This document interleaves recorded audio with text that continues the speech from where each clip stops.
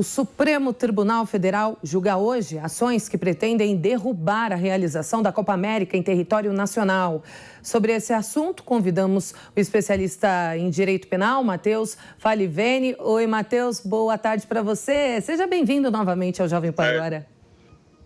Muito boa tarde, Kalina. Tudo bem? Tudo jóia, graças a Deus. Vamos lá, Matheus. Sobre o julgamento do STF sobre a realização ou não da Copa América no Brasil. Por que cabe ao Supremo essa decisão? Eu vejo muitos dos nossos ouvintes fazendo essa pergunta. Olha, o que acontece é que entraram com ações para tentar debater a realização da Copa América no Brasil por conta de uma suposta violação ao direito à saúde que está previsto na Constituição. Então, aqueles que ingressaram com a ação afirmaram que eles poderiam levar até o STF essa questão porque a realização da Copa América violaria o direito à saúde. Porém, o Supremo está entendendo em sentido contrário. Disse que não, que isso não viola essa questão. Quer dizer, na verdade, primeiro eles disseram que não caberia se entrar com essa espécie de ação para debater esse tema, o que, a meu ver, é uma decisão correta, porque não caberia ao Supremo discutir uma questão que é de competência dos estados, e também você tem uma questão privada, porque a CBF, a gente tem que lembrar, é um órgão privado, a Conmebol também, que eventualmente realiza esses torneios, são órgãos privados, então não caberia ao STF dizer se deve realizar ou não. Seria uma questão de governo dizer sim ou não, e não ao Supremo. Bom, pelo menos até agora, Matheus, são 4 votos favoráveis à realização do torneio aqui. Mas caso haja maioria contrária, o que não parece, que vai acontecer, pode desgastar ainda mais a imagem, a relação do Supremo com o presidente Bolsonaro, já que ele é a favor da Copa América em território nacional. Sim, é lógico que se houver um entendimento contrário à Copa América, será um desgaste para a presidência da República, para o governo federal. Por quê? Porque o torneio basicamente será barrado pelo Supremo. Apesar de, como bem colocado, não parece ser esse o caminho que o Supremo está seguindo. Por enquanto, 4 votos já proferidos e os 4 no sentido de que a Copa pode ser realizada, não caberia ao Supremo intervir. Mas é lógico, como é dinâmico, como esse julgamento é dinâmico, pode acontecer do julgamento virar, que a gente fala, que é quando os ministros que votam em sequência votam contra aqueles que já votaram e daí acabar virando o julgamento e com isso se negando a realização da Copa América. Acho difícil acontecer, mas é possível e isso traria mais um desgaste do governo com o Supremo Tribunal Federal. Só um minutinho, Matheus. Lari, agora a gente tem a informação do repórter de Brasília, é isso? A Verdolim está ao vivo com a gente agora. Matheus, eu te peço uma licencinha, vou chamá-la que ela tem mais informações a respeito do Supremo Tribunal Federal, da decisão. Verdolim, é com você.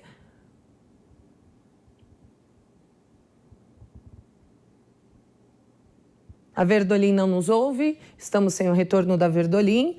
Daqui a pouquinho a gente volta a falar com ela. Verdolim, você nos ouve?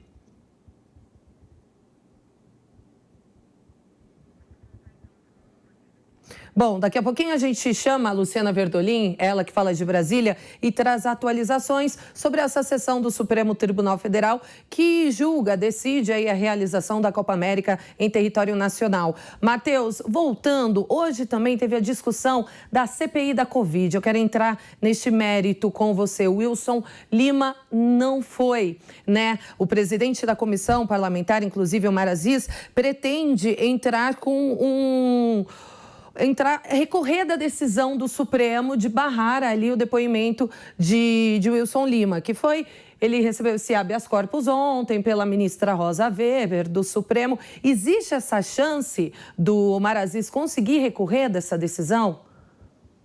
Olha, é possível que ele recorra, existe uma previsão regimental de recurso para esses casos, então o regimento interno do Supremo já prevê o recurso. Porém, a questão é que é muito difícil que a decisão da ministra seja modificada. Porque, no fundo, a gente tem que lembrar que a CPI ela é um órgão de investigação. Ela é um órgão de investigação no âmbito federal. E o Brasil, sendo um país federativo, não poderia a CPI, em primeiro lugar, investigar um governador.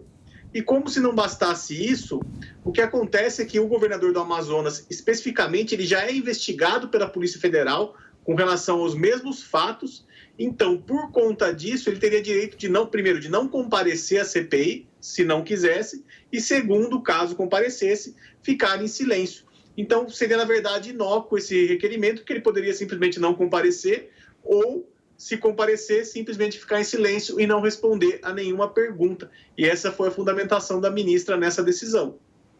Pois é, justamente sobre essa fundamentação que eu gostaria de entender, doutor, porque quais são os argumentos que são válidos para que um gestor não vá depor, seja livrado deste depoimento? Excelente pergunta.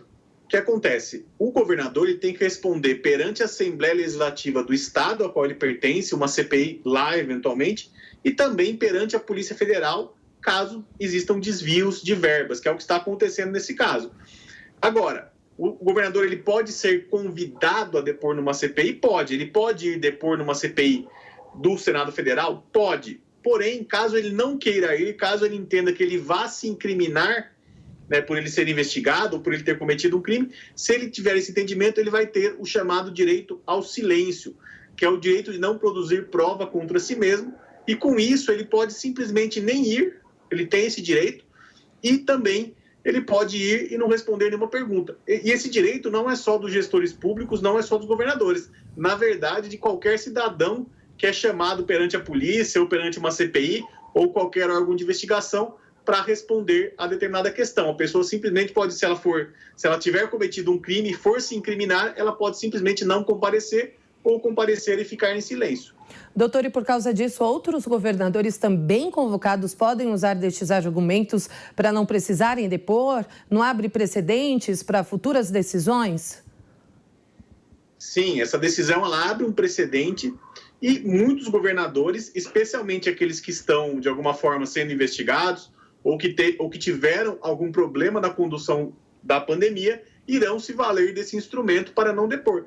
E a gente tem que lembrar que não é só o Amazonas que teve problema. Outros estados tiveram também problemas de desvio de verbas, problemas de corrupção durante a pandemia e, com certeza, nesses casos, os governadores vão também buscar o Supremo para evitar de ter que prestar esses esclarecimentos perante a CPI. Bom, este é Matheus Falivene, especialista em direito penal, mais uma vez colaborando com o nosso jornal Jovem Pan Agora. Muito obrigada, doutor. Boa tarde. Muito obrigado. Boa tarde.